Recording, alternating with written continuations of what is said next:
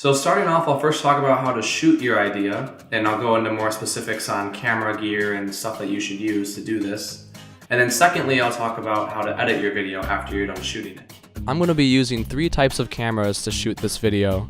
The first camera I'll be using is called a DJI Osmo.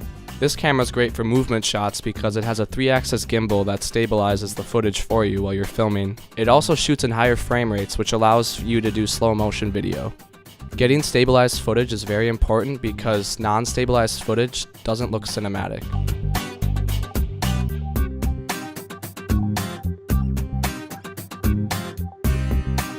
Another camera I'll be using is the Gopro Hero 5 Session.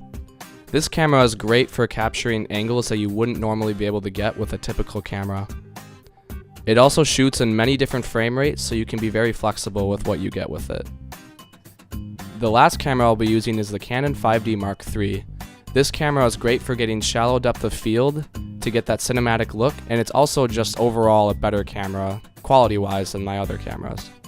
I'll also be recording with a Rode mic on top of the camera because the in-camera audio isn't very good. It's important to shoot in higher frame rates when doing slow motion because lower frame rates, like 24 frames per second, will look really choppy when you slow them down.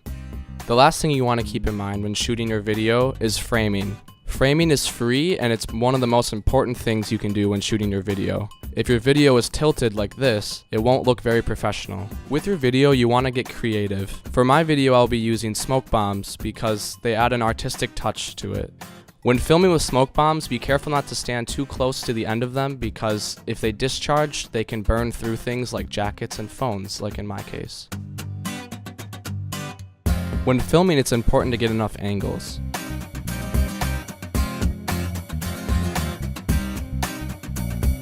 The general rule of thumb is to get a close-up, a medium shot, and a long shot. This will ensure that you get enough shots with every angle that you shoot. It's always a bummer when you go to sit down to edit and you don't have enough footage to edit. Once you finish shooting, it's time for the editing process. When it comes to editing, you can use basically any program. I'll be using Adobe Premiere Pro CC, but basically all editing programs work the same. Some just have more advanced features than others. So first, I start with a rough edit where I get all my footage into the timeline so I can see what I have to work with. I then move into the fine-tuning stage where I start cutting things up and adding artistic flares to everything. I then add sound effects like the swoosh sounds that you'll hear in my video to add to the ambiance of the video.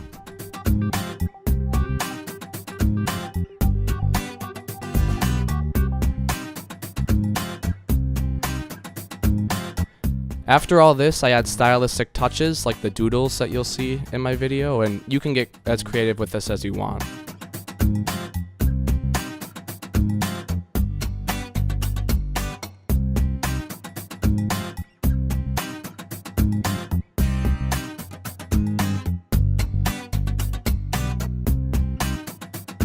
After all that's done, I first color grade and then color correct the footage. Color grading is basically like a filter. Color grading is one of the most important final steps that you can do in your video. If you use a blue tone with your color grade, your video will appear to be more sad or depressing. And if you use a warmer tone, the video will have a happier side to it. Typically you color correct before you color grade, but since I'm stretched for time here, I will usually color grade, then color correct after. Color correcting is the process of taking your footage and fine-tuning it to make sure that nothing is overexposed and that everything looks how it should look.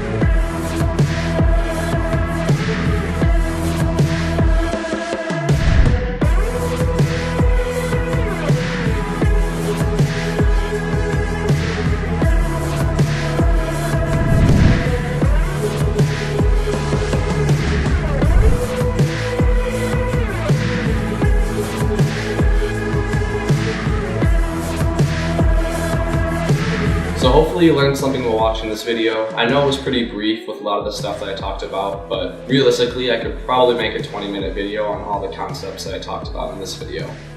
So yeah, anyway, thanks for watching, and I hope you apply my tips and tricks to any videos that you might make in the future.